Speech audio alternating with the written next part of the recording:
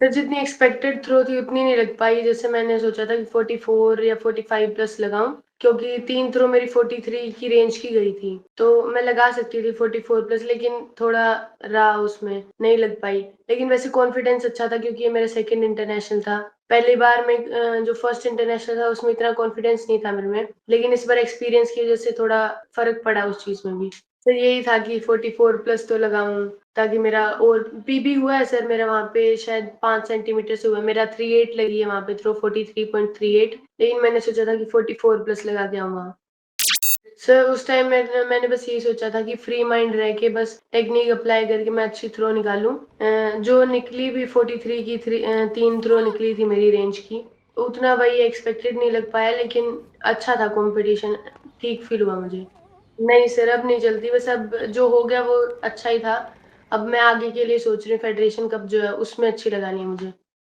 So family में मेरे जो नाना जी हैं वो जगदीश गढ़वाल, वो वॉलीबॉल के कोच हैं काफ़ी, हरियाणा टीम के शायद हेड भी हैं वो। तो फिर उन्होंने मुझे सजेस्ट किया कि मैं डिस्कस थ्रो करूँ। पहले मैं जब 7 साल की थी तो मैं हर दिन वर्कआउट करती थी। मेरी मम्मा मुझे हर दिन सुबह हम दोनों भाई-बहन को वर्कआउट कराते थे सुबह 6 किलोमीटर लॉन्ग रनिंग हर दिन होती थी हमारी। तो फिर उसके बाद जब मैं रेसलिंग में गई, कबड्डी में गई, मुझे पसंद थी रेसलिंग भी, लेकिन फिर जो मेरे नाना जी हैं उन्होंने सजेस्ट किया कि बॉडी टच गेम नहीं करना चाहिए इतना। तो आप एक बार डिस्कस थ्रो ट्राई करो। मुझे डिस्कस थ्रो पहली बार जब मैंने देखा था मेरे सीनियर्स कर रहे थे ग्राउंड पे, जब मुझे अच्छा लगा था कि कैसे टर्न लेके वो इतनी दूर थ्रो कर रहे हैं। फिर मैंने सोचा कि हाँ, मुझे ये करना चाहिए। फिर जब मैंने 1 साल किया तो मेरा बहुत इंटरेस्ट डेवलप हो गया उसमें।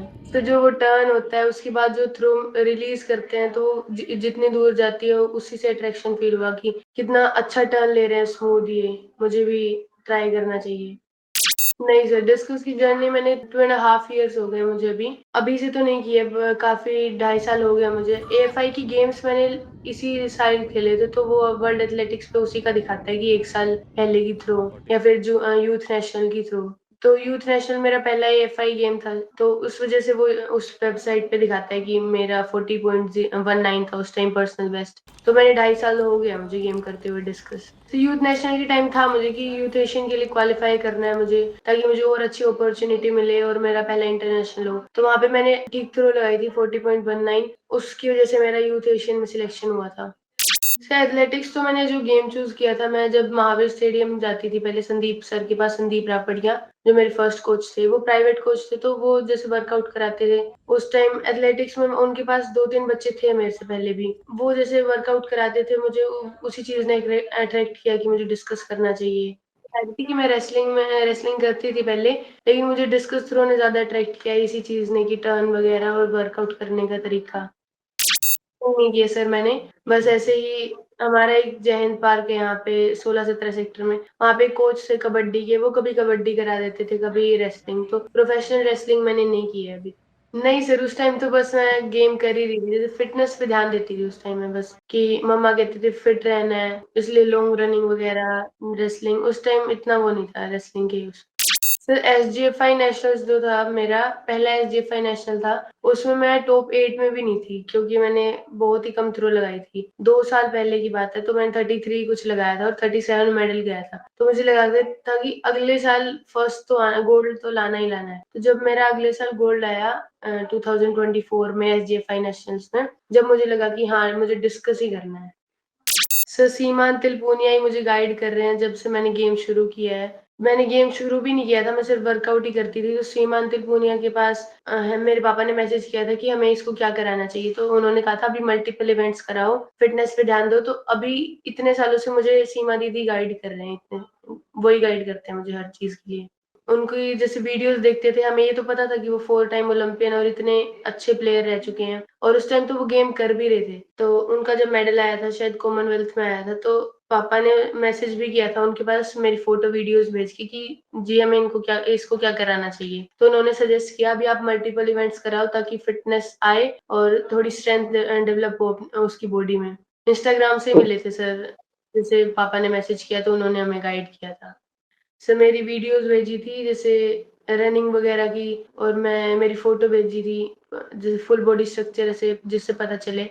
उनके पास मैसेज किया था कि जी हमें ऐसे-ऐसे ही अभी तक कर रही है, रनिंग वगैरह करते हैं, हर दिन वर्कआउट करते हैं, तो इसको अब क्या कराना चाहिए? हमें कोई स्पेसिफ़िक गेम आप बताओगे उस हिसाब से हम इसको आगे गेम कराएँगे, इवेंट कराएँगे। तो उन्होंने कहा कि फुटबॉल, स्विमिंग वगैरह और ये फ्लेक्सिबिलिटी, योगा वगैरह करना चाहिए इसको भी, ताकि फ्लेक्सिबिलिटी इंक्रीज़ हो और स्ट्रेंथ डेवलप हो इसकी बॉडी में। तो यही था कि फ़ोटो वीडियोज़ भेजी थी मेरी उनके पास और ये लिखा था कि हमें इसको आगे क्या कराना चाहिए। तो मैंने यही सोचा था कि इंटरनेशनल मेडल और जूनियर नेशनल में ज़रूर मेडल होना चाहिए क्योंकि ये मेरा पहला जूनियर नेशनल था। तो मेरा फर्स्ट ईयर था तो मैंने सोचा कि फर्स्ट ईयर तो है लेकिन मुझे यहाँ पे अभी पहले ही साल में मेडल चाहिए। तो वो तो अचीव हुआ और इंटरनेशनल मेडल का सोचा था वो भी इस अभी अचीव हो गया। लेकिन जो मैंने डिस्कस लगाने की सोची है अभी 47 प्लस की थ्रो लगाने की सोची है मैंने तो अभी मुझे पता है कि मैं दिसंबर तक उसको पूरा कर दूँगी मेरे टारगेट को।